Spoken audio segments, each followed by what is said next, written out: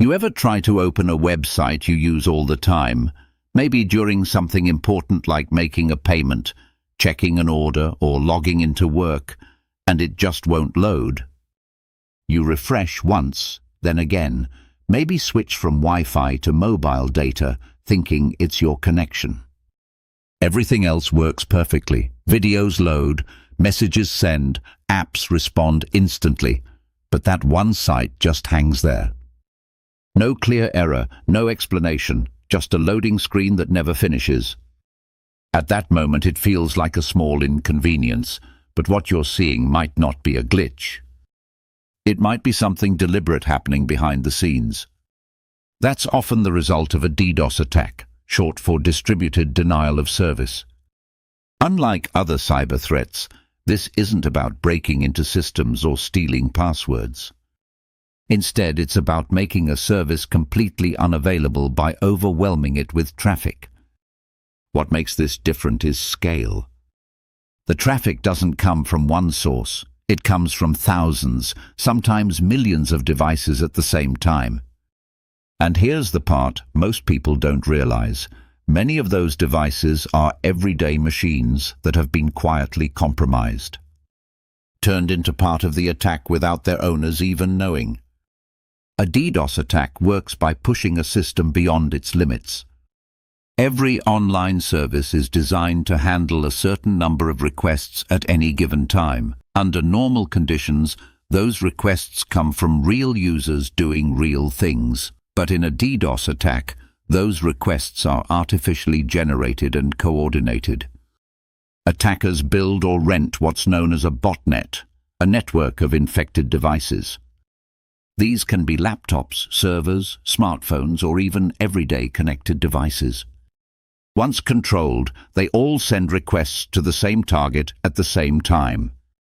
Individually, each request looks normal, but together they overwhelm the system until it can't respond.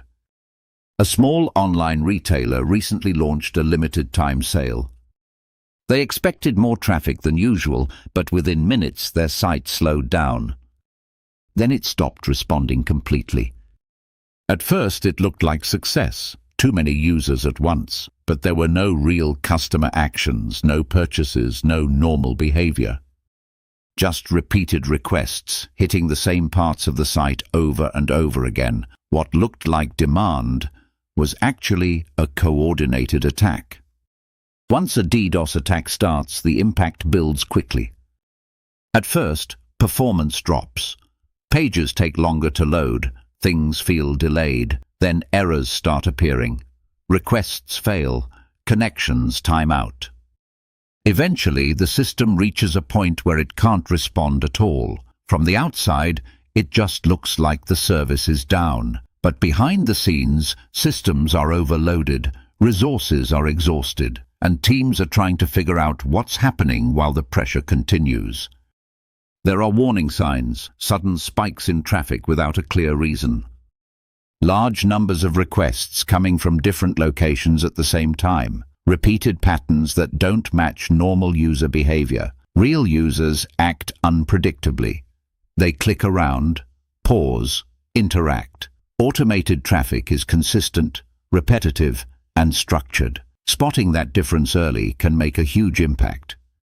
Defending against this isn't about blocking everything. It's about managing traffic intelligently. Systems use filtering to separate real users from malicious requests. Rate-limiting controls. How many requests can come from a single source? Load balancing spreads traffic across multiple systems to prevent overload. More advanced protection uses dedicated services that detect abnormal patterns and divert harmful traffic before it reaches the target. DDoS attacks don't break into systems, they block access to them. They don't rely on stealing information. They rely on overwhelming availability. And while they might look like simple outages, they're often carefully coordinated events happening across thousands of devices at once. Understanding that isn't about being technical. It's about being aware that not every disruption is accidental.